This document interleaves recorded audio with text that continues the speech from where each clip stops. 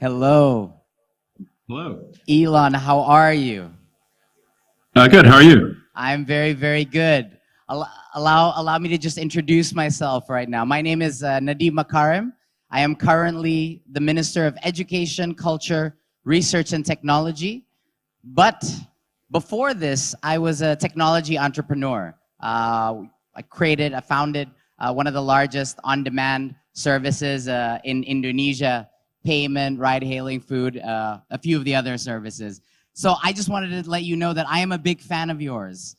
You've been an inspiration to me and many of my peers and colleagues for many, many years. So you could classify me as a fanboy here. And I have the privilege and honor of being able to ask you a few questions, if that's okay. Is that all right? Absolutely. You're most welcome. Thank you. I think the first question, and you know, we have a lot of youth here, a lot of young people. I think one of the things that confuses a lot of us is, how are you able to do so much? It's a very simple question, but I think we would love to hear, what are your tools for productivity or principles? We just can't believe the amount that you do. Can you tell us a little bit about how you do the amount that you do? Well, I do put in a lot of hours. I'm not sure I would necessarily recommend what I do to others, in the sense that I pretty much work all the time. So, you know, it's quite rare for me to take even a Sunday off. So I'm not sure that's necessarily, you know, what I'm not recommending that to many people. With regard to tools for understanding the world, I think the physics framework is extremely helpful. It's, you know, in physics they call it thinking from a first principle standpoint, where you try to understand the most fundamental truths in a particular situation, and then you reason up from there, and then you test your conclusions against the what you believe to be the fundamental truths. So in physics, it would be like testing to see if you're violating conservation of energy or conservation of momentum or something like that, and then constantly, you know, trying to be less wrong. So you should always like assume that you're to some degree wrong, and you want to be less wrong. This is, I think, very important. It's a little tougher on the ego, but it's great for getting to the truth of things. Is aspire to be less wrong. That's amazing. The iterative process, constantly having that healthy dose of skepticism, and of course the sheer amount of hours that you put in. You know, Elon, when I started implementing, I came from the private sector, so imagine the challenges I had to face when I was entering the government. And one of the things that I've noticed is that when you are trying to change things, the amount of resistance to change is extremely high and extremely painful. And you have an entire group of people who are, I would categorize them as naysayers, who are constantly trying to say that what you're trying to achieve is impossible. So my question to you, Elon, is how do you deal with the naysayers? How do you deal with the people who say, no, you are shooting too far ahead. You are trying to do something that's impossible. Don't bother doing it, or are resistant to change. How do you manage that resistance, the naysayers out there, and continue on? Well, I would go back to physics in that the only things that are truly impossible are breaking the laws of physics. So as long as you're not breaking the laws of physics, it's possible. And it doesn't matter what anyone's opinion is.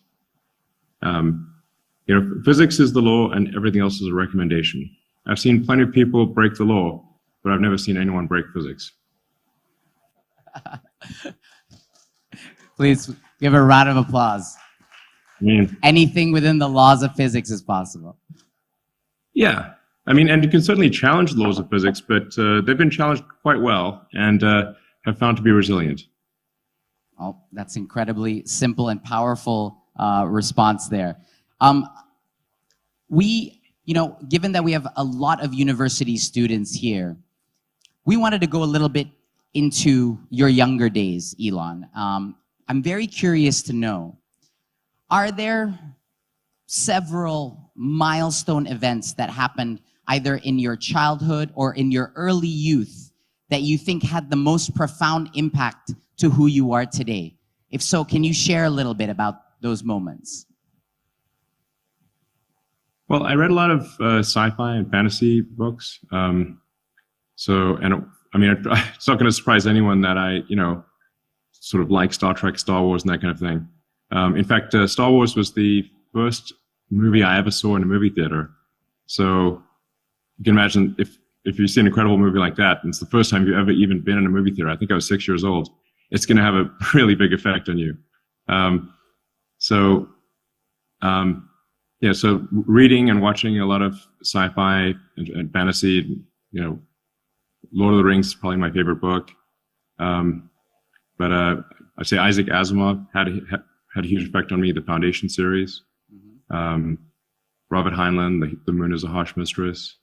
And then in trying to find the truth of things, I explored many avenues and ultimately found that physics was the best way to explore the truth of things.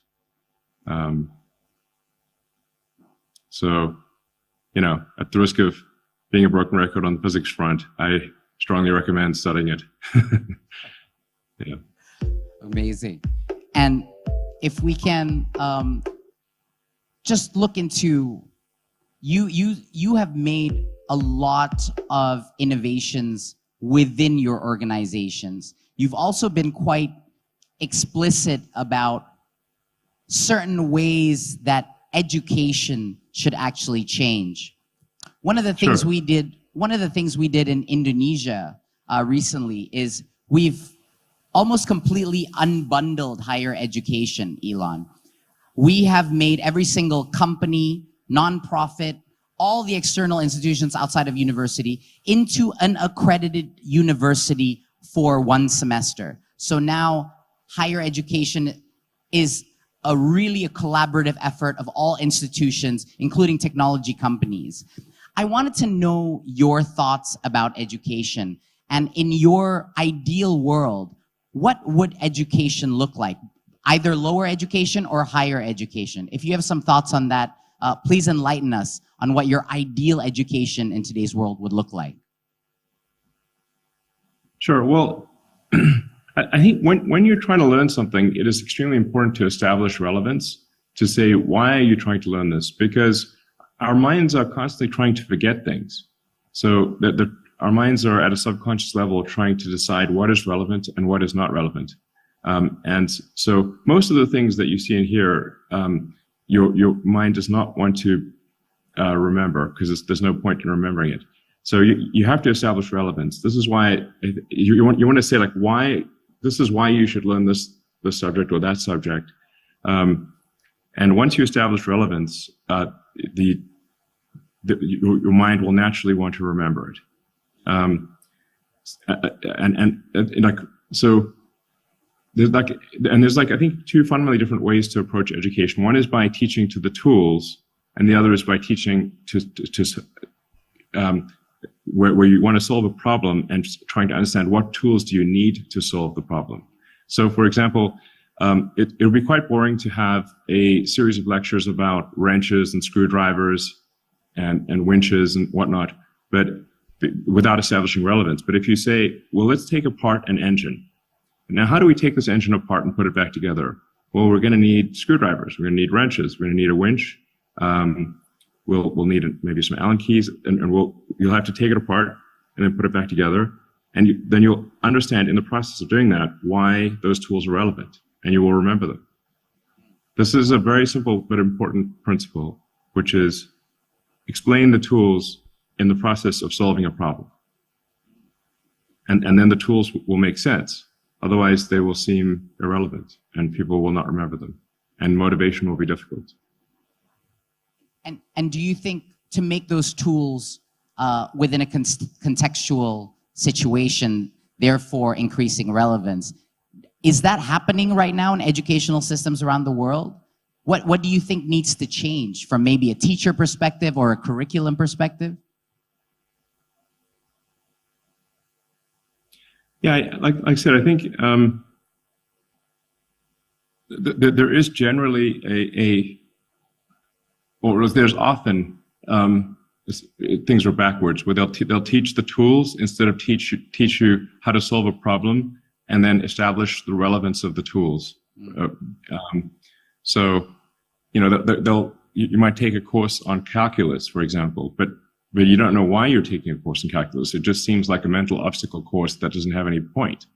And actually, for a lot of people, I'd say it probably is a mental obstacle course that has no point, because unless you expect to use it in the future, there's no point in learning calculus, at least at a detailed level. I think the principles of calculus are interesting to learn, but not the sort of nuanced solving of equations. So I generally say, like, what is it that somebody wants to do, and then teach, you know, then try to solve that problem. And as you solve the problem, say, well, you need this tool, you need that tool, you need this, and you know, I think, frankly, a lot of education that happens is kind of pointless, in that people are taught a bunch of things, but they don't actually ever use those things in the future. So, like, why go to the trouble of teaching people things that they will not use in the future? I think that, so quite frankly, I think a lot of education is pointless. Unless one simply wants to go through a mental obstacle course and test people's ability to go through a mental obstacle course. I think it's debatable as to whether there should be, you know, we should force people to go through these mental obstacle courses. But if I can make a strong recommendation for what should be taught early in education, is critical thinking. Critical thinking is incredibly important because it creates a mental firewall to allow children to reject concepts that are not cogent, meaning like where it's sort of like having an anti-mind virus defense system. Critical thinking, if taught at a young age, creates a mental firewall that prevents false concepts from establishing themselves in people's minds. So I would strongly recommend the principles of critical thinking be taught at a young age. Completely agree with you. We have just removed subject-based testing or content-based testing from our national assessment system and replaced it purely on logic, problem solving, and critical thinking, computational logic as foundational skills. So I'm very, very happy to hear you say that, because that's really the core of, it's not what you know, it's actually, do you know what to do with information that you are given or content that you understand? Yes, and how do you defend yourself against mental trickery? You know, exactly. Like people will often, you know, just try various fallacies and sort of trap you with fallacies. And so having defense against fallacies would be, you know, a great course. Absolutely. And in the digital age, that ability to discern and that healthy dose of skepticism to the information that you receive is almost survival, I think, for the next generation. And I completely agree with you on that. Elon, let's talk a little bit about the future of these young people over here. Can you tell us, what do you think are going to be, if they were to ask you about career advice, what sectors do you think are going to be most exciting, most in demand, and what sectors may not be in the future, will diminish in value? If you could share a little bit about what you think on this matter. Sure. Well, I think some of it's going to sound pretty obvious, but you know, anything to do with sustainable energy is going to be very significant in the future. So if it's to do with lithium-ion batteries for stationary storage or for cars, aircraft, boats, that's going to be very significant. Artificial intelligence will obviously be very significant in all fields. You know, self-driving cars, self-flying airplanes, you know, piloting boats. You know, so I'd probably recommend learning those. I mean, these are very technical subjects, of course. There are many other worthy pursuits, but as a technologist, that's what I would recommend: AI and sustainable technology.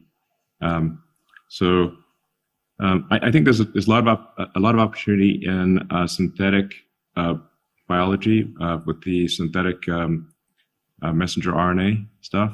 That's going to be a revolution in medicine. I think comparable to audio going from analog to digital. Synthetic RNA is like medicine is going digital. It's a much more profound revolution than I think most people realize.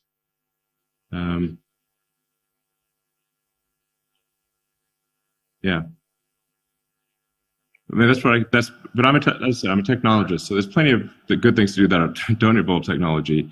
But from a technology standpoint, I would say sustainable energy, AI, synthetic biology are probably the three big areas. What technologies scare you the most in terms of its risk? Or are there any technologies that scare you? I don't know. Well, I think we should be a little concerned about AI because we don't want digital superintelligence that goes wrong and causes damage to humanity. So I think we do need to be cautious with artificial intelligence. On the synthetic biology front, that has the potential to be dangerous because it is possible to create a far more damaging virus than would occur in nature. So these technology tools are definitely double-edged swords. The more powerful the technology, the more careful we need to be in how we use it. Absolutely. One last question from myself, and then I'm going to open it up to the audience, Elon. What do you think Indonesia needs to do to become a global economic power by 2045? Well, I think I would definitely say, widespread education obviously makes sense. I think having high-speed internet connectivity throughout Indonesia is going to be extremely important. I mean, if you think about the internet, if you've got even a low-cost device and low-cost access to the internet, you can learn anything. Yeah. MIT, for example, has, I believe the lectures are available for free on YouTube. So you can learn practically anything you want for free on the internet, provided you have internet access and at least some level of education to allow you to learn more from the internet. So I think widespread internet access is essential for that because it just allows people to learn whatever they want to learn at whatever pace they're comfortable learning. Thank you very much. I'd like to open it up now to the audience. If the organizer can please hand over to the first question for Elon.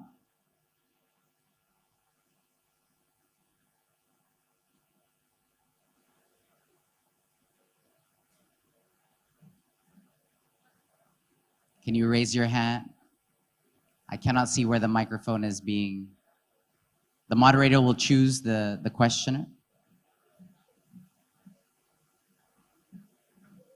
I will not be choosing. Apparently the organizer will be doing that, so. No? Is anybody going?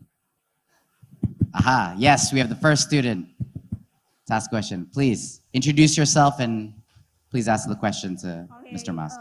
Hello, my name is Praisela Simons and I'm from Universitas Negeri Malang. I have a question for Mr. Elon Musk. So as a global innovator and world's #1 businessman, of course we have heard about your success stories and it greatly inspired us. But what about your failures or your mistakes? I want to ask, what were your biggest obstacles or mistakes that you have faced and how did you overcome it?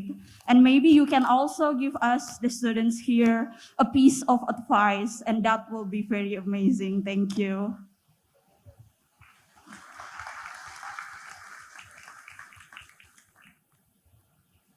Well, to be frank, I've made so many mistakes that it would take far too long for me to list them all.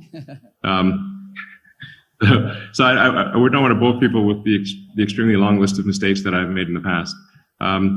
I think that the higher principle here is that it is always to aspire to be less wrong over time. So to acknowledge that you will always be to some degree wrong, but that you wish to be less wrong over time, and if you can be a little less wrong every day, I think you're doing great. It's hard to be less wrong every day, but frankly, even if you could be less wrong most days, that's a pretty big victory. You know, a number of things I've said before publicly. So, you know, I think it's important to place weight upon both the heart and the mind, not simply the mind.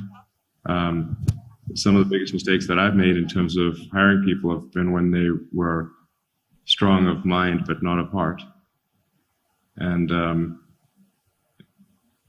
both matter a great deal.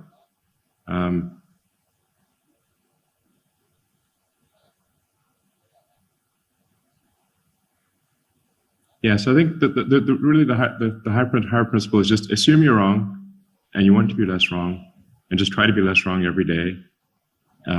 Seek critical feedback, especially from friends. Often your friends will know what you're saying is wrong, but they don't want to hurt your feelings, so they won't tell you. But if you ask them to tell you and say that it won't hurt your feelings, then they will tell you. So I think getting critical feedback from friends is very helpful.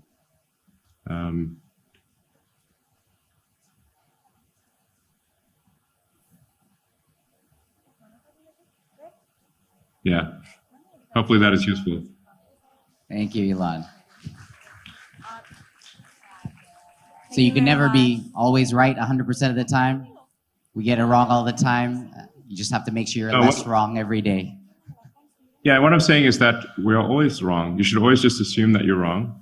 In fact, you could, because we are. You want to take the aspire to be less wrong approach, versus you're right and let's prove that you're right. Rather take the position of you're wrong and wish to be aspirationally slightly less wrong. That's incredible.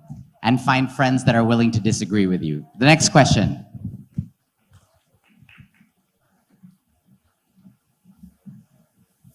Hi. Hi, Elon. I'm a big fan of yours. My name is Sarah Dewanto, and I'm the founder of Duit HP. We're a fintech company that does last mile payments to the unbanked, to the hundreds of millions of unbanked Indonesians. As you said, being a founder is extremely difficult. It's like eating glass while staring into the abyss. I know exactly what you mean. Yeah, right. Yes. And so we've actually now been able to do that on a smaller scale, but we need to be able to grow at scale. And that is where our pain point at the moment. How do we scale? We've proven it at a smaller scale. We've distributed last mile payments to about like 50 million unbanked Indonesians in the most remote places. But how do we bring that to something that is greater to millions of people, not just in Indonesia, but in the world? It's not easy. So would appreciate any input you could give. Thank you. Well, I guess I would go back to you know, widespread internet is going to make a big difference. Minimizing the cost per useful, you know, byte of information is very important. And like over time, you know, like there will be. I mean, there's so many devices being made of, you know, PCs and iPhones and Android devices. I mean, there will soon be far more devices made than there are humans that exist in the world. So, you know, at least if the device is like, you know, secondhand, it's going to be, you know, extremely cheap. And I think we are seeing something of a plateau in device capability, you know, where it's like it's increasingly difficult to add incremental useful functionality to a phone or a laptop at this point. So,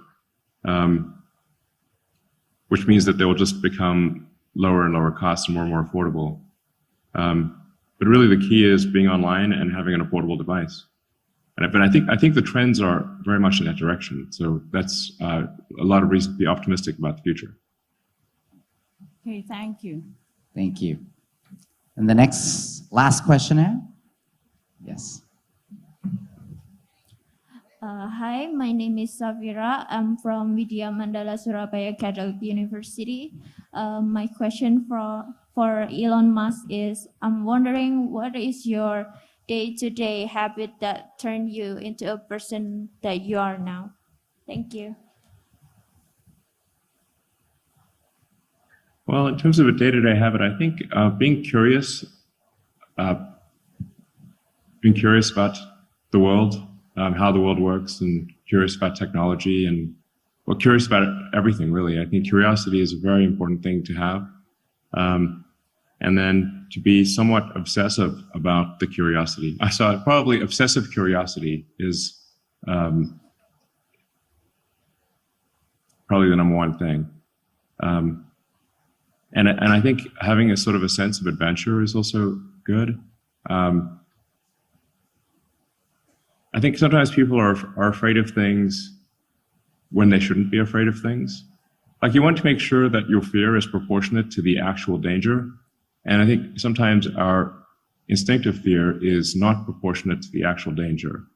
So you want to try to rethink things, like just try to say, okay, is that fear justified? Like, will something bad actually happen? And if, you sort of have to sometimes look at your instinctive fear and question it and decide whether that is, really a valid fear or not. And often it is not. And simply looking at the fear will make it go away. That's amazing. Thank you so much, Elon, for that response. We've run out of time, but I just wanted to highlight a few things that I think I loved your comment, Elon, about obsessive curiosity. I believe that if we create young people who are compulsively and excessively curious, we will be able to 10x the amount of innovation that entire countries and the world in general will be able to achieve. And I think on your point about fear, I think that is one of the most salient points that we can learn from entrepreneurs like Elon here, is that all greatness, all change, all progress requires risk. And without risk, there is no progress. And I think that if the youth of Indonesia can actually start to realize and accept the fact that risk will be a constant if you want to grow, if you want to achieve, and to make that as part of your journey, and to understand that managing that fear, of which 99% of the things you're scared of generally doesn't really happen. 1% does happen, but 99% of the fears you have do not happen, is something that you will need to control and manage in order to progress. I cannot thank you enough, Elon, for providing us the time today. Thank you for inspiring us. Thank you for refusing to believe in the barriers of what is impossible. It is an honor to have been able to have this discussion with you. Thank you very much. Please, another round of applause for Elon. And of course, give a round of applause to our greatest moderator, His Excellency, Minister Nadiem Makarim. Please stay on the stage as we are going to continue for the photo session.